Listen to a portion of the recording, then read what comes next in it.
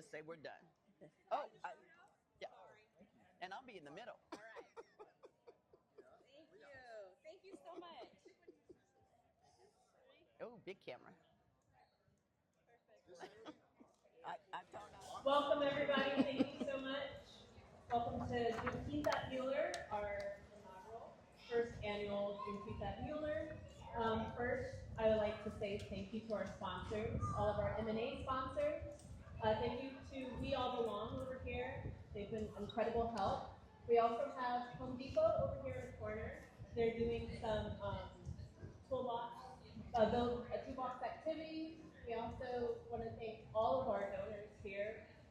Come sign up. We're giving away tons and tons and tons. I'm not gonna clap. Almost $4,000 worth of prizes over here.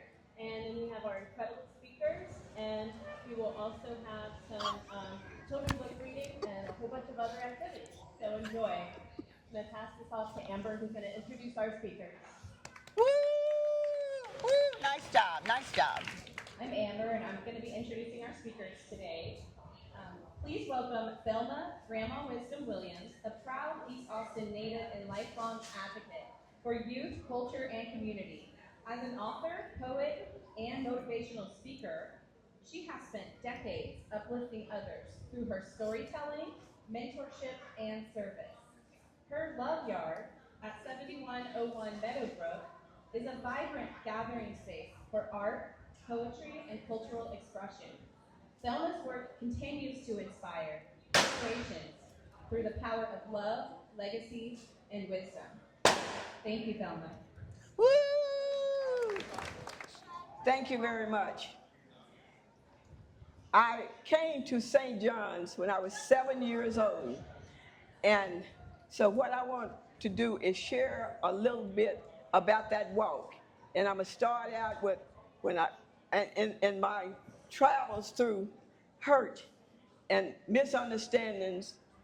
One of my earlier poems was called St. John's. My background tells a story of never having enough. Sitting on my porch, I wonder why this area here is so tough. Earned renewal sold us a dream of owning our own land. By purchasing the property, we could become our own man.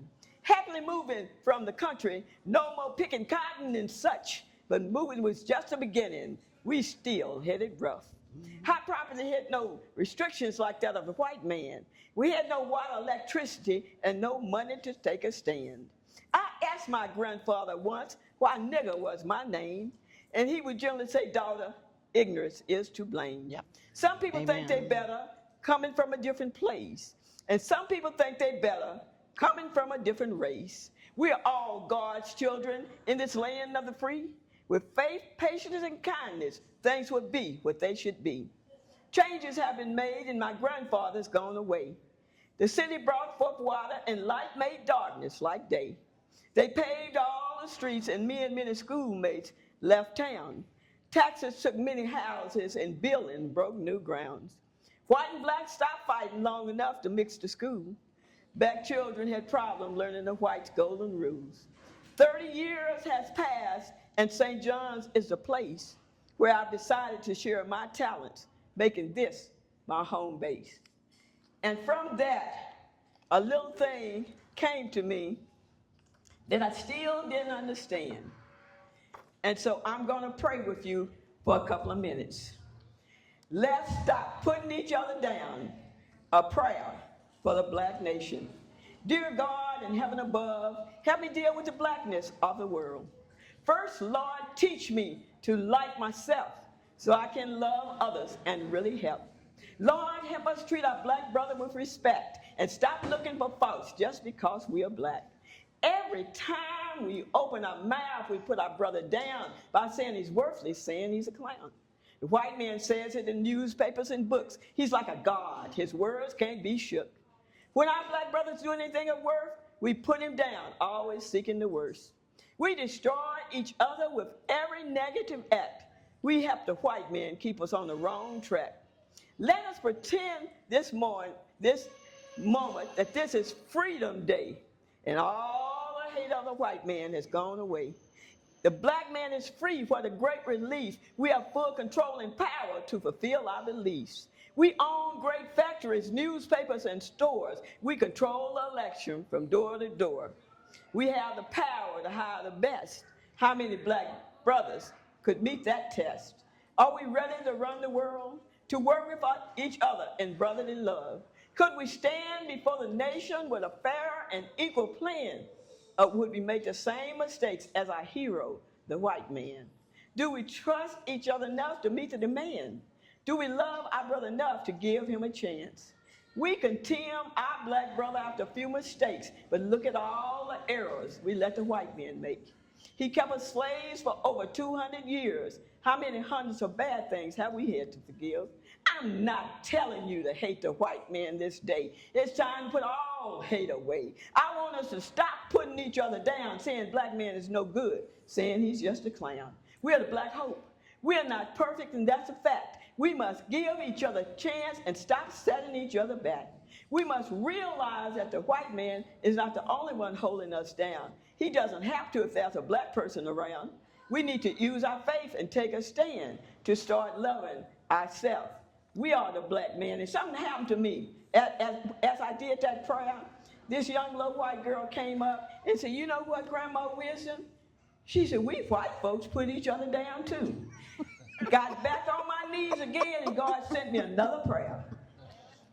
Let's stop putting each other down too. A prayer for the world. I ask my God for a prayer to be found to help my black brothers and sisters to stop putting each other down. Now I'm on my knees again, asking God to help me understand how can we start to accept the many differences of every woman and man. I cut my television on and it shows the many faces of pain. It shows self-righteousness and intolerance and the search for someone to blame. Now I'm on my knees asking God to help me understand what caused the white race to believe that they're better than any other man. God is the only judge. Man needs to get back in his place. God is the leader of the whole human race. God set up rules to protect all human rights. The rules are not black. The rules are not white. The rules are for the universe, every creature within. The rules are against mistreatment, hate, anger, and sin. The rules have no sex, no race, color, or creed. The rules are global and what everybody should heed. God, help us look at our inner mirror when we start to inflict pain. Help us to understand our basic needs are the same. We all want respect and love from one another. We want understanding and acceptance from our sisters and our brothers.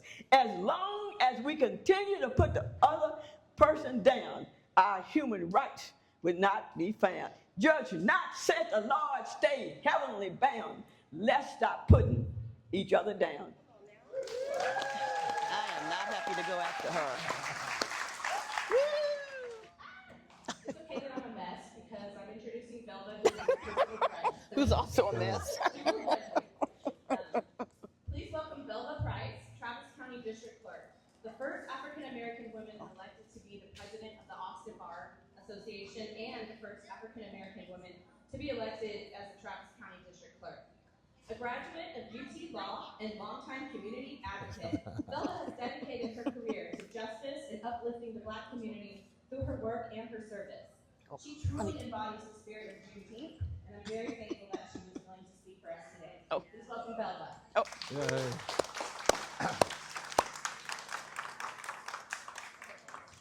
First, I wanted to thank Amber for asking me to speak, but then I'm mad at Amber because I have to speak after Grandma Wisdom.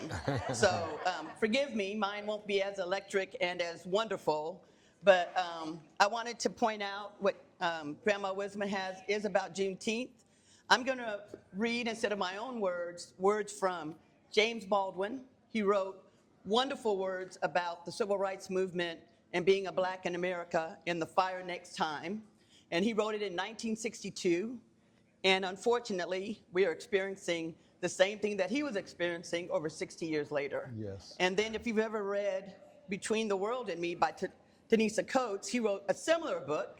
I will not be reading from that, but if you want something to read to get you into understanding what's going on and why we're going through what we're going through, please read this. So, here I go. First, I wanted to tell you that on January 1st of 1863, I'm going to slow down, okay?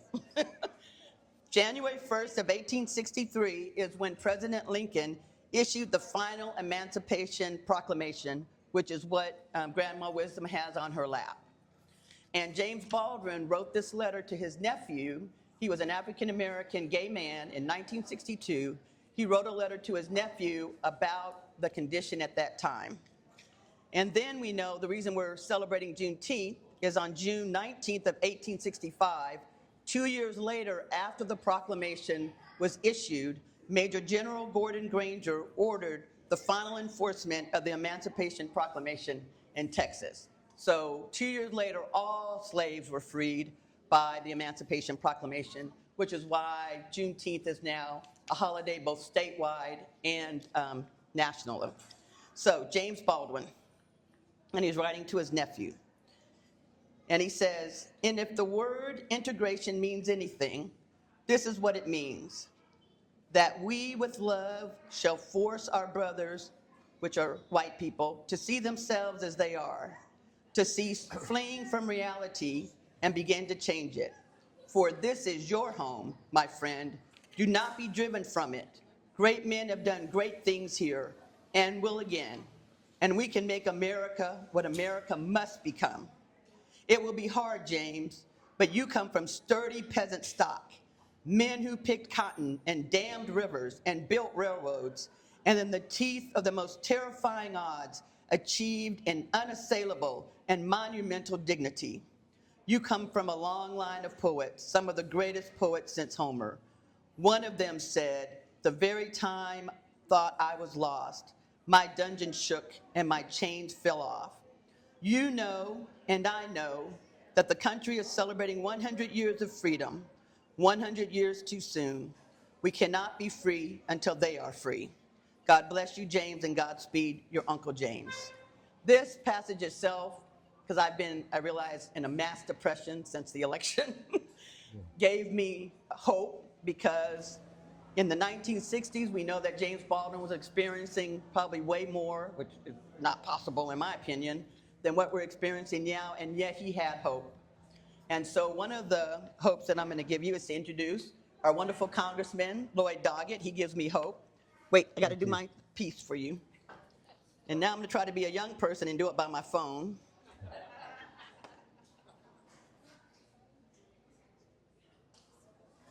Okay. I'm going to introduce next a longtime friend and supporter. First, I want to say that I was telling Congressman Doggett that when he was on the Supreme Court, I had the pleasure of voting for somebody I knew on the high court. I'm a lawyer by trade and then the district clerk by being elected. And it was so wonderful to elect somebody that I knew cared about the community, wanted to do good for the community, and did the best that he could with the laws that we have. He is also a supporter of the African American community, all communities, and someone who is no stranger to Mueller. You have seen him and his family, I hope last year at the July 4th parade, or on his bike at Marshall Middle School. But more importantly for us in DC, which I do admire him for going back all the time. He is a senior member of the Budget and Ways and Means Committee. He has won the Austin Chronicle's Best of Austin 15 times, which was definitely something that we all would do. Please join me in welcoming our active voice in Washington, here not only to speak to you, but to hear from you, Congressman Lloyd Doggett. Thank you, Velma. Thank you very much. Appreciate you. Well, thank you so much. It's great to be back in Mueller and to be on a program with Velma, who does such a continuing good job serving our community, and with Grandma Wisdom, who always lives up to her name. I think that Mueller is usually ahead of the communities around us in so many ways, and I guess on Juneteenth, you're about 12 days ahead on this gathering. I also appreciate one of the many qualities here in Mueller is that members of our African American community are honored in different ways in the community, not only by this event, but I think of the event I was just with many of you about a month ago up at General Marshall's school. General Marshall was a personal friend. He grew up with his forebears having been part of the freedmen community in Clarksville. Great photographer, only person I ever knew named General. Okay, I'll try to speak more into the microphone because we've got a lot of other competition. And thank you. And another one I see on the street here with many good memories, she passed away a number of years ago, is Ada Simon. Ada grew up in a family of illiterate sharecroppers over in Louisiana and overcome so many obstacles to get a college education, to come here and teach in Austin, and to later be a founder of the Carver Museum and Library. And as I remember, as a young man, Texas State Senator, someone who was a ready resource on the history of the Black community here. So I think it's important when we celebrate Juneteenth, we have great speakers like today, or we celebrate Dr. Martin Luther King Jr.'s birthday, to remember that this was not all going on in another place, but that there were courageous people right here in our community who were making a difference, trying to provide for their families, overcoming obstacles, and making us more aware of the injustice that was all around us. In all, the Travis County Historical Commission has done a great job over the last few years in documenting some of the history of African Americans in our community. There were at least 15 freedmen communities within the Travis County area. One of them grew out of a plantation that covered much of the University of Texas campus. And I would say that it's almost a certainty that the place we're standing in today, the homes that you live in here in the Mueller neighborhood, certainly where I live in near East Austin, were once all worked by enslaved people. Clarksville, St. John's, Wheatsville were among those freedmen communities. And if you go down West 24th to about San Gabriel Street, you'll see to the left the beautiful Neil Cochran House. But only of late have we been reminded that that house is there because of the enslaved people who live in huts nearby. And the Freedmen's or the Slave Dwelling Project has recently rebuilt those behind the Neil Cochran House. I was over about 2 years ago with the Eastwoods Neighborhood Association, that little park near Speedway and West 26 by the law school, and they did some research and found out that one of the first major celebration sites for Juneteenth in Austin, I see we've got some photos here, and I don't know if any of them are from Eastwood Park, but it was called Wheeler's Grove, and they erected a plaque there to honor the celebration and the contribution. There are a lot of things to be learned from the experience of Juneteenth and what it represents. I had occasion many years ago to have President Clinton take me through the Lincoln bedroom and show me the very spot that President Abraham Lincoln was believed to have signed the Emancipation Proclamation. But we knew that it took 2.5 years after the proclamation was signed before the Union Army arrived in Galveston, and then additional time as they went across Texas spreading the word. Among those who were freed were Frederick Douglass's brother, who had been enslaved here in Texas, and the fact that the Union Army was here did not end the oppression. In fact, over the course of a very short time after the emancipation, there are believed to have been about 2,500 African Americans who were murdered here in Texas with all of the disruption and the refusal to accept emancipation by many whites. And so when we hear today at the Texas legislature or in Washington, the white nationalist movement so intent on cleansing our history of all of this, we know one of the reasons is there's a lot to clean up. And I think we are a better people when we face up not just to the myths and the goodness that is this great country, but when we recognize the flaws and that we still have so much more work to do when we have put down people simply because of the color of their skin for so long.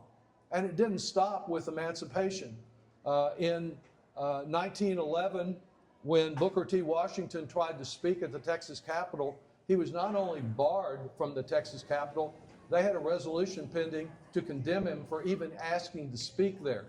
Fortunately, the mayor of Austin pulled 6,000 people over to Woolridge Square there by the old library, and he got to speak.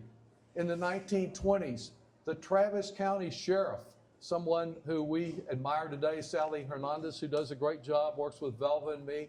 The Travis County Sheriff of the 1920s led hundreds of Ku Klux Klan members in a giant march up Congress Avenue. And of course, during the 60s, there were people whose heads were bloodied and whose lives were taken for the right to vote. So we do have still much to overcome despite the progress that we've made. I think it's important to keep in mind that just passing a law in Washington, though we can't do that these days, but just passing a law in Washington doesn't immediately bring change. It takes so much more. And to recognize the efforts that are being made to ignore our history and to affirm that we want to be doing all we can to oppose racism, and to recognize that Black lives matter now because for so many years in Texas, they weren't considered to matter for very much. We have to continue building coalitions of the type that Grandma Wisdom spoke of Black, white, brown, all national origins, to recognize, as Maya Angelou wrote, that history cannot be unlived, but if faced with courage, need not be lived again. And that's what we're really concerned about right now with what's happening in Washington, that we not relive that history again.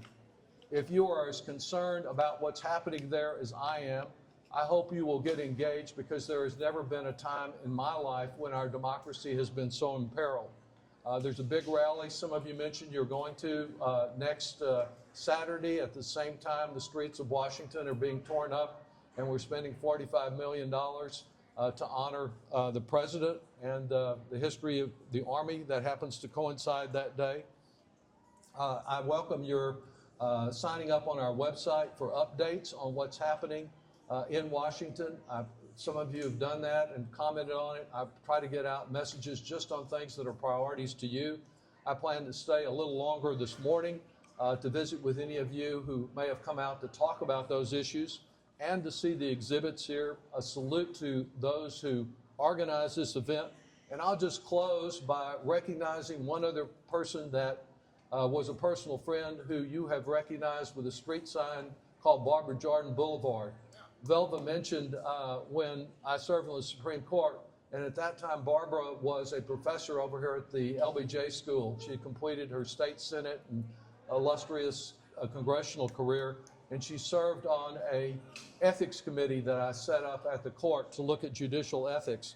But the quote that you probably have heard part of before is a good one to close on, because she said, "What the people want is simple. They want an America as good as its promise. That as a nation, we live up to our historic promise of equality of opportunity.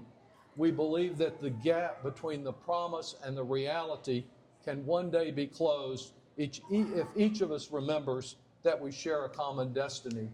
Sadly, that gap has widened in the last few months, but it's our job to work together to close it. Thank you very much. Thank you, David. Thank you. Thank you. Travillion, Jeff Travillion.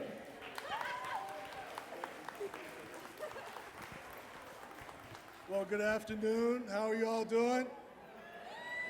So I see everybody's having a good time.